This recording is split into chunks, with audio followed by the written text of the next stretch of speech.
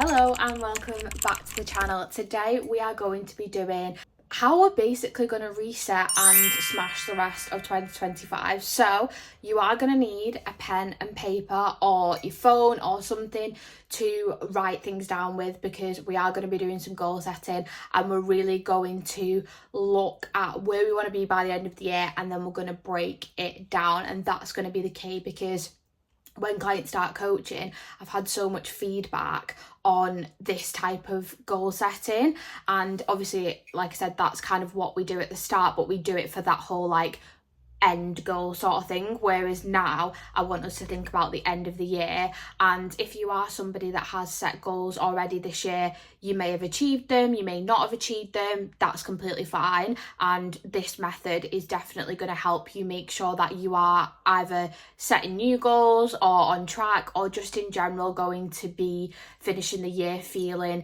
fulfilled, happy, and just like, yeah, fucking smash that. So let's get into it. On your notepad and paper, I want you to write down, it's December the 31st and I have, and you might be better pausing this video to do this bit, but you're basically going to write down everything that you've achieved as if you have achieved it.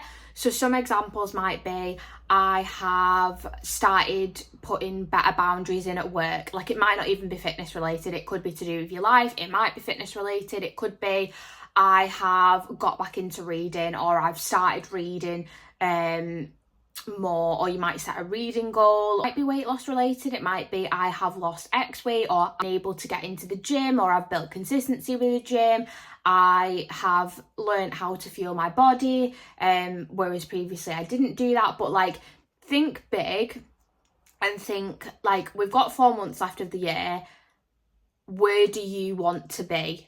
Like, if you could have this ideal world, where would you want to be? And sometimes you might think, oh, I'd love this, but I'm going to settle for this. But think of that bigger goal, because we're going to break it down. And if you, for whatever reason, don't achieve it by the end of the year, that's not to say that you won't ever achieve it as well. That's another thing that I want to say. So you might want to pause the video, you might want to have a really good think about, okay, where do I actually want to be? What do you want your life to look like? And just go deep. Like, when I do this task with clients, I get them to write for like 15 minutes, and just whatever comes into their head on the page. It might be like, you might even have things like, I have a house and it looks like this, and I do this in it, and this is what my morning routine looks like. But be as descriptive as you can. The more descriptive the better, because what we will then do out of that, I'm getting ahead of myself, pause the video, do this. And also as well, if you're watching this video and a bit like, I still don't know what she's chatting, message me on Instagram, jadezara.training, or comment below and I will reply to the comments. Now you have done that, I want you to pick out, let's say 3 to 4 of the sort of things that have come from it. So again, if you've gone into as much detail as, I have a house and I have this and whatever that is, I want you to pick 3 to 4 that are like, yes, I really want that. And it's not to say that the other ones won't take priority, but I think sometimes when you're trying to do loads of different things, it can be a little bit overwhelming. So pick 3 to 4, and when you have done that, maybe highlight them, circle them, whatever that is. We are going to start breaking these down. So you are going to write, in order to achieve my end of year goal in 2 months, I have, and then, so say your first goal was, I want to lose a stone by the end of the year. In 2 months, you would have to have lost half a stone, because 4 months left, half. So, you know, that would be the first thing that you would write. Or it might be a case of, you want to have read 10 books. So again, in 2 months' time, in order to achieve my end of year goal, I will have read 10 books, and so on and so on. Again, if you are struggling because it's not a specific number and you can't be as specific as I've lost half a stone, another one might be like, I am wearing my the specific outfit or the specific dress that you've seen for my Christmas party but right now you think, oh, really couldn't do that. Your 2-month goal might be that you maybe were, so for instance, say the outfit was a dress and it was really fitted, you might wear a fitted top instead. Okay, and we're going to go into the mindset work in the other month goals, but it might be something along those lines, something that's slightly out your comfort zone but not too much. If your goal is to be more independent, go to classes solo, whatever that is, your 2-month goal might be that you go on a walk on your own, or you go and get a coffee on your own, or just do one thing that might feel a little bit scary but is a little bit more manageable. So again, if the goal's here, we're currently here, we want to be in this halfway mark. And I know you might be thinking there's a big jump between the 2-month and the 4-month, and obviously you can go back and go, okay, well, by the end of the third month I want to have done this, but we're just basically halving it at the moment. So have a good think. Again, as I said before, if you're struggling, drop me a message. I'm more than happy to help. And what we're going to do after that is write down the 1 month. So in order to achieve my 2-month goal in 1 month, I have, and again, if your goal is to lose half a stone in 2 months, it might be I have lost 3 to 4 pounds, or it might be that I have got a really good routine in place. I know what works when it comes to fat loss. Whatever that is. If you're somebody that is struggling to get into exercise, or you've got a goal at the end of the year to run 10k, you might be like, I have ran like 3 to 4k, or in your 2-month goal might be I've ran 5k. Whatever that is, just break it down. And again, the reason why we're doing this is so that it feels manageable and you finish this video thinking, I can fucking do that, because you can. I said it in my last video when I did my on my second video when I did my Q&A. You can do anything that you want. You just need to break it down and make it more manageable for yourself.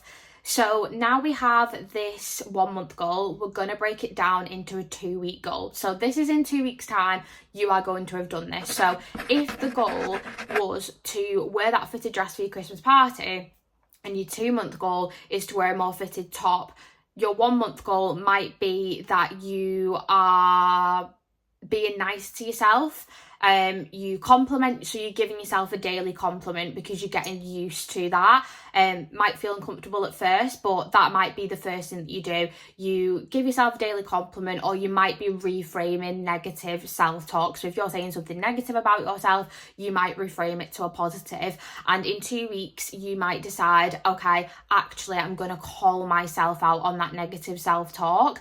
So doing that is, I always say this to clients, would you say that to your best friend, your mum, your partner, your sister, or anyone in general? Would you say that to them? If the answer is no, which I can imagine a lot of the time it will be, then you need to call yourself out on it. And you might not reframe yet. You might just think, okay, I'm going to call myself out. I shouldn't say that to myself, and then get on with your day, okay? Or you might decide, actually, that's going to be my 1 week goal. And that's not to say, by the way, that when you get to that goal in 2 weeks' time, you just stop calling yourself out on negative self-talk. You will continue to do that, and then you will reframe it. So you'll say, okay, my 2-week goal was to call myself out on negative self-talk. I've been doing that, and now in order to reach my 1 month goal, I need to do that and also reframe it into a positive. And then again, like I said, you might do the daily compliment for the 1 month, or whatever you decide to do, but break it down and have it link in a way.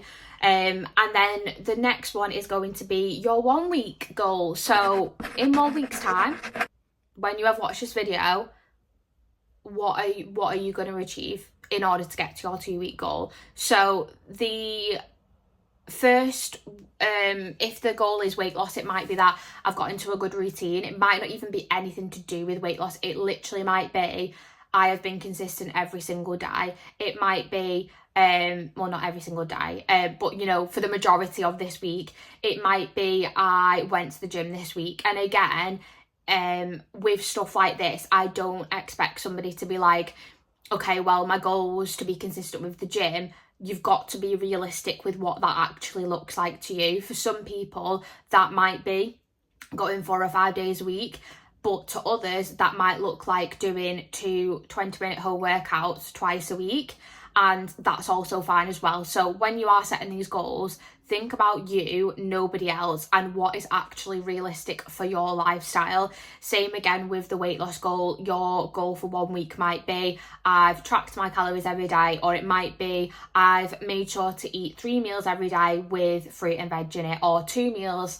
I've had 3 meals and 2 of them have had fruit and veg in it. However, like, specific you want to be, or how much you want to break down that goal, that's completely up to you, and you know, whatever fits in with your life, and that is the most important thing when setting these goals.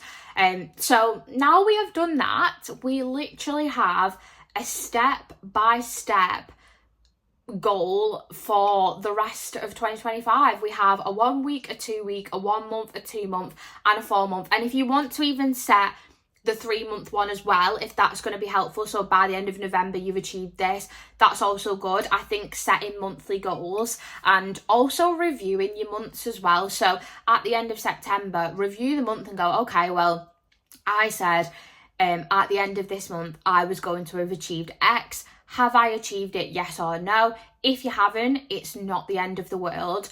You just have to look at why you haven't done that. So for instance, if you set the goal as, by the end of this month, I am going to have been consistent with the gym, but you've set yourself 5 workouts and that's not realistic for you, the lesson might be, I just wasn't realistic. I set my expectations too high, or, you know, it might be work got in the way, or I don't know, you had socials and you was a bit unsure on how to navigate it, or whatever it is. But be super transparent and also ask yourself, you know, what habits benefited me this month and what habits didn't? What do I want to take into October? What don't I want to take into October? And also as well, like, if this video has been helpful and you would find it helpful for me to film a sort of like monthly review video, not every month, but just something that you can come back to watch, and you know, it's got questions, it's got prompts, things like that, I'm also more than happy to do that as well. I feel like this one's been quite a short one, but I made it short with the idea that you can pause this video when you need to. You can have a real think about the questions. And as I said before, if you need any help when it comes to breaking down the goals or anything like that, then please drop me a message on Instagram, or you can comment below and I am more than happy to help. Thank you so much for watching this video. Let's go and smash the rest of 2025. If you are interested in having more guidance on this, then I will leave my coaching inquiry form in my bio, and I look forward to hearing from you if you are interested. Make sure to like this video and subscribe, and I'll see you in the next one.